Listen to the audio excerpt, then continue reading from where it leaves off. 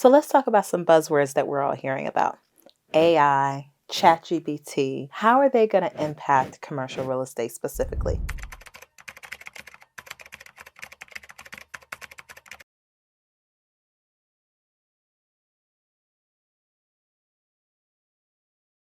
If you're an owner, these tools can help you to predict various factors of your property, various factors of what may be coming in their neighborhood, what may be coming when it comes to regulations and things like that. If you understand how to utilize tools like ChatGPT, you can stay ahead of the curve when it comes to predicting what may happen and or utilize it to draft different kind of documentation. For me specifically, I utilize it to edit some of my writing. It takes hours to draft the perfect branding material and or listing or description for my properties that I represent, but ChatGPT helps me to reformat it, sometimes in a different tone. So test it out today and let me know what you think.